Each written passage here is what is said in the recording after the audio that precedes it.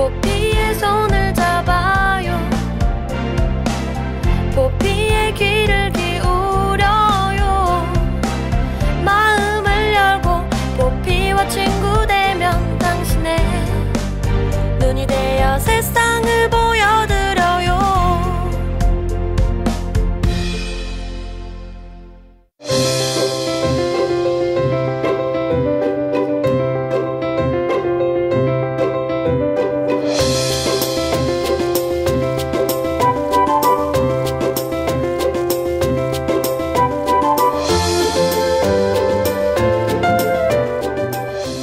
KTV 정책 1번지 여기는 세종입니다. 안녕하세요. 김경아입니다. 당뇨와 비만 같은 질병이 대중적인 질병이라는 수식어가 붙을 정도로 나날이 늘어가고 있는데요. 특히 스트레스가 비만이나 당뇨, 심장질환을 촉발하는 원인이 된다고 합니다. 바로 이 스트레스를 줄이는데 탁월한 방법이 명상이라고 하는데요. 사실 바쁘게 살다 보면 내 자신에게 가장 소홀해지게 되죠. 하루를 시작하기 전 아침에 혹은 하루를 마무리하는 밤 시간에 명상을 통해 나만의 시간, 나에게만 집중하는 시간을 가져보는 건 어떨까요? 건강이 덤으로 따라올 겁니다. KTV 정책 1번지 여기는 세종입니다. 이 프로그램은 KTV 홈페이지에서 실시간으로 들으실 수 있고요. 유튜브와 페이스북을 통해서도 함께 하실 수 있습니다.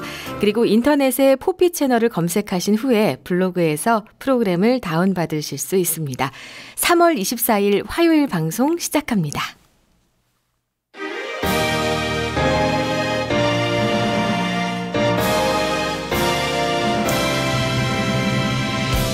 세종 포커스.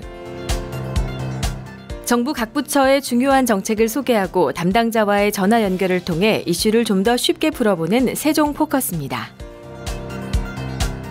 한국장애인고용공단은 장애 학생의 취업 지원을 위한 위크투게더 센터를 기존 6개에서 8개로 확대 운영한다고 밝혔습니다. 이에 따라 2015년 전국 2천여 명의 장애 학생이 공단의 취업 지원 서비스를 받게 될 예정인데요. 위크투게더 센터는 특수학교와 특수학급 고등학교 2, 3학년 전공과 장애 학생에게 진로 설계 컨설팅과 취업준비 프로그램 등의 서비스를 제공하고 있습니다. 공단 측은 2013년 워크투게더 센터 사업을 시작한 이래 지금까지 5,200여 명의 장애 학생에게 진로 설계 컨설팅 등의 서비스를 제공해왔다고 밝히는 한편 위크투게더 센터를 확대 운영함으로써 접근성의 한계로 타 지역에 비해 공단의 취업 지원 서비스를 이용하는 데 어려움을 겪었던 강원과 경남 지역의 장애 학생들이 보다 편리하게 서비스를 받을 수 있게 됐다고 말했습니다. 국토교통부가 우리나라 국민들이 항공여행을 하는데 안전한 항공사를 선택할 수 있도록 7개 국적 항공사와 우리나라에 취항 중인 32개국, 69개 외국 항공사에 대한 최신 안전정보를 공개한다고 밝혔습니다. 공개된 정보 내용에는 국제 민간 항공기구에 의한 안전우려국으로 평가된 국가의 명단과 미국의 안전 2등급 국가 명단, 유럽 내 취항이 금지되는 항공사의 명단을 담고 있습니다. 국토교통부는 향후에도 항공사의 안전과 관계된 정보를 지속적으로 공개해 항공여행을 하는 국민이 세계 각국의 안전한 항공사를 선택할 수 있도록 지원할 계획이며 국내에 취항하는 안전우려 항공사에 대해서는 안전감독을 강화해 나갈 것이라고 밝혔습니다. 대학 구조개혁 평가사업 위탁기관인 한국교육개발원이 3월 27일까지 대학 구조개혁 평가에 참여할 평가위원 후보자 공모를 실시합니다. 고등교육 관련 평가위원회 공모제를 도입한 것은 사실상 처음인데요. 전문성을 가지고 대학 현장을 잘 아는 교수가 평가에 참여해 위로부터의 소극적이고 타율적인 평가에서 탈피하고 대학 스스로를 진단하는 계기로 활용하는 등 현장 중심의 적극적인 평가가 이루어질 것으로 전망하고 있습니다. 공모 참여 희망자는 대학 부교수급 이상으로 평가 진행 기간 동안 평가위원으로서 업무 수행이 가능한 자로 한국교육개발원 대학평가본부 홈페이지에서 개인별로 신청할 수 있는데요. 교육부 관계자는 대학 구조개혁 평가에 다양한 분야의 현장 전문가가 참여함으로써 평가의 신뢰성과 투명성이 높아질 것으로 기대되며 향후 보다 공정하고 타당한 평가가 실시될 수 있도록 평가 운영에 만전을 기할 것이라고 밝혔습니다. 올해 정부의 각종 민원 서비스는 임신, 출생, 사망 등 국민 개개인의 생애 주기에 맞춘 맞춤형 서비스로 제공된다고 합니다. 더불어 행정 정보 공유를 위해서 민원 서비스 절차가 간소화되고 개방, 공유, 소통, 협력의 정부 3.0 핵심 가치를 기반으로 한 국민, 현장 중심의 민원 행정과 제도 개선을 추진한다고 하는데요. 올해 시행되는 지침의 주요 내용은 정부 혁신을 위한 국민 맞춤 민원 서비스를 선제적으로 제공하고 정부 3.0 가치를 기반으로 한 국민 중심 민원 행정을 추진하며 민원 현장에서의 전반적인 민원 서비스 수준 향상입니다. 행정자치부 관계자는 국민과 최접점에 있는 각급 민원부서에서도 이번 지침을 바탕으로 민원 서비스를 혁신해 국민 중심으로 민원 행정이 나아가고 있음을 국민이 체감할 수 있도록 노력할 것이라고 밝혔습니다. 문화체육관광부는 문화융성을 통한 창조경제 실현을 위해 문화 콘텐츠 분야 문화기술 연구개발에 총 557억 원을 투입한다고 밝혔습니다. 이 사업은 지난 2월 박근혜 대통령이 문화융성을 위한 콘텐츠 산업 관계자와의 오찬 자리에서 문화 콘텐츠 산업의 우리의 강점인 디지털 파워를 결합해 신디지털 문화산업을 일으키겠다는 구상을 밝힌 뒤 추진되고 있는 사업입니다. 문화체육관광부 문화산업정책과 조현진 사무관 전화로 연결해서 자세한 내용 알아보겠습니다. 안녕하세요, 사무관님. 네, 안녕하세요. 네, 잠깐 소개를 해드렸는데요. 네네. 창조경제 실현을 위해 문화 콘텐츠 분야의 문화기술 연구개발에 총 557억 원을 투입한다는 내용을 전해드렸습니다. 네네. 먼저 디지털 문화 사업이 어떤 걸 말하는 건지 좀 소개를 부탁드립니다. 예, 지금 현재 문화 사업은 뭐 영화, 게임, 뭐 공연 다양한 장르가 있습니다. 이런 문화 사업에 저희 한국의 강점인 ICT 기술을 같이 접목을 해서 그 문화 콘텐츠를 ICT로 하겠다라는 게 디지털 문화 사업이라고 할 수 있습니다. 네. ICT를 통한 문화 사업을 이제 구현을 하시겠다라는 네네. 그런 계획을 밝히고 계신데요. 네. 문화 콘텐츠 분야 연구 개발의 중요성이 부각되는 어떤 이유가 있겠죠? 네네. 콘텐츠 산업은 국내 문화 융성을 하기 위한 가장 이제 고부가 가치의 산업이라고 볼 수 있습니다. 네. 이 콘텐츠 산업에 ICT 기술을 접목을 하면은 어떤 경쟁력이라든가 이런 부분에서 글로벌 경쟁력 강화를 할 수 있기 때문에 이제 저희가 이런 사업을 추진하게 되었습니다. 네. 연구개발 지원 분야가 구체적으로 어떤 분야인가요? 뭐 저희 문체부에서 하고 있는 모든 분야라고 보시면 됩니다. 특히 뭐 게임, 애니메이션, 공연, 뭐 영화, 음악, 저희 문체부에서 문화체육관광부에서 하고 있는 다양한 모든 분야의 장르가 저희 문화기술 연구개발의 지원 분야라고 볼 수 있습니다. 네, 기존에도 연구개발 지원을 하셨을 텐데요. 이번에 좀 더 확대된 건가요?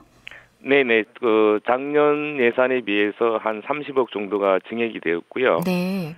올해 중점 방향은 저희가 이제 2018년 평창 동계올림픽을 대비해서 이제 평창 올림픽에 활용할 수 있는 과제를 중점적으로 좀 개발을 하였습니다. 네, 그렇군요. 문화 기술에 대한 지원으로 저희가 기대할 수 있는 효과 또 성과가 어떤 것이 있을까요? 일단 국내 콘텐츠 업체가 대부분 이제 10억 미만의 영세 업체가 한 90% 이상인데요. 네. 이런 문화기술 연구 개발을 통해서 이런 국내의 중소 영세 콘텐츠 업체가 한 단계 좀 업그레이드 할 수 있는 경쟁력을 확보할 수 있도록 하는 게 저희 사업의 목적입니다. 네. 업계에 계신 분들이야 잘 아시겠지만 또 네네. 일반 청취자들은 좀 생소하실 수 있을 거예요. 네네. 문화에 기술이 접목된다는 게 구체적으로 우리 생활에서 어떤 게 있을까 하고 궁금해하실 것도 같은데요. 네네. 네, 주로 뭐 어떤 개발들을 하시나요?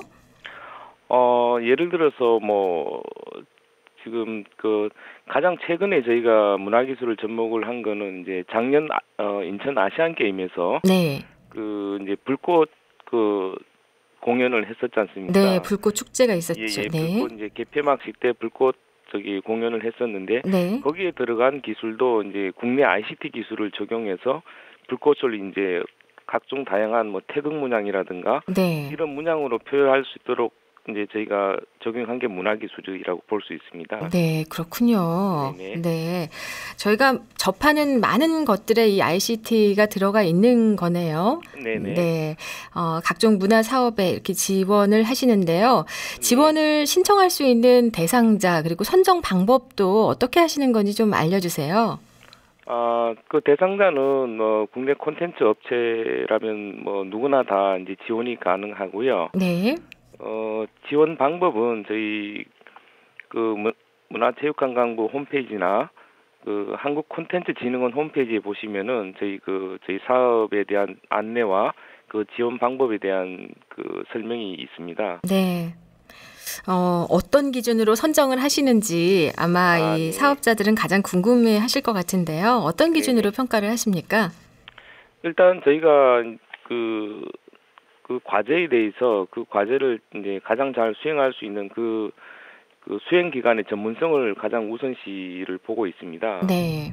그 수행 기관의 전문성과 또 현재 이 기술이 실제 그 문화산업 현장에 얼마나 이제 활용화돼서 사업화될 수 있는지 그 전문성과 그 과제의 어떤 활용성 크게 그 두 가지 분야를 중점적으로 저희가 평가를 하신다고 보시면 되겠습니다. 네. 아무래도 이제 업체들의 참여가 많이 있고 관심이 있어야 할 텐데요. 네네. 좀 자세한 그 내용을 알 수 있는 정보는 어디에서 저희가 들을 수 있을까요? 이제 방금 제가 안내드린 것처럼 그 한국콘텐츠진흥원 홈페이지에 들어가시면은 그 지금 말씀드린 어떤 네. 문체부 그 연구개발 지원 사업에 대한 어떤 그 사업 그 지원할 수 있는 과제 분야라든가 네. 지원 이제 신청 방법 그런 이제 자세한 내용을 그 홈페이지에서 확인하실 수가 있습니다. 네. 또 설명회도 하신다면서요? 예. 네. 저희가 그래서 지금 직접 이제 현장에 찾아가서 그 현장에 계신 분들께 직접 찾아가는 설명회를 지금 준비를 하고 있고요. 네. 내일 2시에 그 서울대학로 콘텐츠 코리아 랩에서 일단 그 서울 수도권에 계신 분들을 대상으로 1차 설명회를 하고요. 네. 그리고 그 외에 이제 뭐 3월 27일 대전, 4월 1일 광주, 4월 3일 부산, 그 제주 4월 9일 이렇게 5개 권역을 대상으로 지금 설명회를 준비 중에 있습니다. 네. 적극적으로 또 알리는 일에도 애를 쓰시네요. 네네. 네. 오늘 말씀 감사합니다. 문화기술 연구 개발에 대해서 알아봤습니다. 지금까지 문화체육관광부 문화산업정책과 조현진 사무관이었습니다. 고맙습니다. 네, 감사합니다.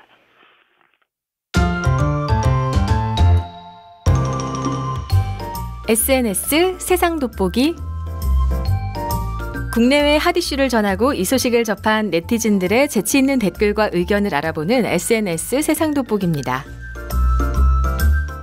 피파 랭킹 꼴찌인 부탄이 월드컵 2차 예선에 진출했습니다. 지난 12일 스리랑카 원정에서 1대0으로 이긴 부탄은 17일 부탄 팀프이 창리미탕 스타디움에서 열린 2018 러시아 월드컵 아시아 지역 1차 예선 2차전 홈 경기에서 스리랑카를 2대1로 꺾었습니다. 이런 부탄 돌풍의 배경에 한국인 지도자 유기흥 전 부탄 대표팀 감독이 있어서 화제인데요. 대한축구협회는 지난 2000년부터 아시아 축구 변방국의 지도자를 파견하고 있습니다. 부탄은 피파 가입 이후 줄곧 랭킹 최하위 언저리에 머물렀는데 한국인 지도자의 헌신 아래 차근차근 실력을 키워왔다고 합니다. 세계에서 행복지수가 가장 높다는 부탄의 국민들이 축구로 인해서 더 행복해지고 있습니다. 이 기사를 본 네티즌들은요. 2연승에 멈추지 말고 월드컵 진출까지 꼭 했으면 좋겠다.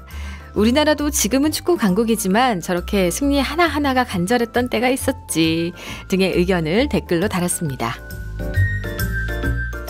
서울시가 지난달 서울 광진구 어린이대공원에서 사육사를 물어 죽인 사자 2마리의 처분을 놓고 고민에 빠져 있다고 합니다. 해당 사자들은 2006년생 수컷과 2010년생 암컷 2마리로 방사장 안에 내실에 있다가 철문이 열린 틈을 타 방사장에 있던 사육사를 습격한 것으로 추정이 되는데요. 해당 사자는 현재 평소처럼 지내고 있는 상태라고 합니다. 다만 AI로 동물원이 문을 닫아서 관람객들을 만나고 있는 상태는 아니라고 하는데요. 공원 관계자는 사자들을 어떻게 할 것인지에 대해서는 아직 결정된 것이 없다고 말했습니다. 사고 사자와 관련해 전문가들은 사람을 공격한 동물은 이후에도 재발의 위험성이 있어서 살처분이 필요하다는 의견이 있을 수도 있다면서도 윤리적인 판단 능력이 없는 동물들에게 가혹한 책임을 묻는 것은 문제가 있다는 의견을 내고 있습니다. 이 기사를 본 네티즌들은요, 사자로서도 동물원에 갇혀 있으니 스트레스가 얼마나 심할까 등의 의견을 댓글로 달았습니다. 우리나라 어린이들이 평균적으로 권고량의 2배가 넘는 나트륨을 섭취하고 있는 것으로 나타났습니다. 이런 어린이들은 키가 안 자랄 뿐만 아니라 뚱뚱해지기도 쉽다는 경고도 함께 나왔는데요. 소금과 건강을 위한 세계 행동은 자라는 2세들의 건강을 위해서 보다 전향적인 건강 정책이 필요하다고 지적했습니다. 청소년들은 이미 부모 연령대 어른의 76%에 이르는 나트륨을 섭취하고 있는데요. 우리나라 3세에서 5세 어린이까지만 세계보건기구의 섭취 권고량 수준을 먹고 있을 뿐 6세 이상 어린이들은 소금을 과도하게 섭취하고 있습니다. 칼슘 섭취량이 부족한 상태에서 나트륨을 과다하게 섭취하면 체내 칼슘 부족 현상이 더 심해지는데요. 나트륨을 몸 밖으로 배출하는 과정에 칼슘이 빠져나가기 때문입니다. 이 기사를 본 네티즌들은요, 햄버거, 치킨, 라면 등 나트륨이 많은 음식은 아이에게 조금만 주세요. 나트륨 많이 먹으면 칼슘 부족으로 키도 안 큰다고 하네요. 등의 의견을 댓글로 달았습니다. 외로움은 누구나 느끼는 보편적인 감정이죠. 하지만 외로움이 장기간 지속되거나 스스로 그 강도가 심하다고 느낄 경우에는 우울증으로 발생할 수 있고 발전할 수 있고 수명에도 영향을 준다는 연구 결과가 나와서 눈길을 끌고 있습니다. 이번 연구에서 눈에 띄는 점은 노년층이 젊은 층보다 외로운 감정에 영향을 많이 받는다는 점인데요. 노년층이 젊은 층보다 쓸쓸함을 많이 느꼈으며 그에 따라 사망률이 높았다고 합니다. 비록 외로움을 느끼더라도 가벼운 대화 등을 이용하면 건강에 유익하다고 하는데요. 연구를 이끈 줄리안 홀트 박사는 외톨이가 되는 것은 비만과 맞먹을 정도로 심각한 문제로 볼 수 있다고 말했습니다. 이 기사를 본 네티즌들은요, 개인주의 사회가 되면서 외로운 사람들이 넘쳐나고 있다. 나도 외로움을 속으로 숨기고 있을 뿐 사람의 정이 그립다 등의 의견을 댓글로 달았습니다. 한국인이 해외여행을 하며 호텔 객실 등에서 휴식을 취할 때 독서하는 것을 가장 기피하는 것으로 나타났습니다. 세계적인 온라인 호텔 예약 사이트인 호텔스.com이 전 세계 여행객 2만 5천여 명을 대상으로 여행 중 호텔 침대에서 하는 행동과 습관을 주제로 설문조사를 벌인 결과 한국인 중 19%만이 독서를 한다고 응답했는데요. 이는 전 세계 여행객 가운데 가장 낮은 수치라고 합니다. 한국인 다음으로는 멕시코 관광객이 25%, 홍콩 여행객이 27%로 독서율이 낮았고요. 반대로 스웨덴 여행객은 독서율이 60%로 가장 높았는데요. 한국 여행객들은 독서보다는 호텔 침대에 누워 TV 시청이나 인터넷 서핑을 주로 즐기는 것으로 나타났습니다. 이 기사를 본 네티즌들은요, 휴가가 길어야 4박 5일인데 관광하기도 바쁜 시간에 책이 눈에 들어올까? 난 평소에 독서 많이 하는데 여행 가면 관광지 둘러보느라 책 볼 시간이 없다 등의 의견을 댓글로 달았습니다. 지금까지 SNS 세상 돋보기였습니다. 40세가 지나면 인간은 자신의 습관과 결혼해버린다는 말이 있죠. 언제 어느 때나 책을 보는 습관은 인생을 풍요롭게 해주는 좋은 방법이 아닐까 싶습니다. 따뜻한 봄볕과 향기로운 차 한 잔 놓고 잠깐씩이라도 짬을 내서 책을 읽을 수 있는 마음의 여유 좀 누려보시면 어떨까 싶습니다. KTV 정책 1번지 여기는 세종입니다. 지금까지 연출 최명환, 이호준, 기술 허준영, 구성 손희숙, 김필석, 진행의 김경화였습니다. 내일 다시 뵙겠습니다.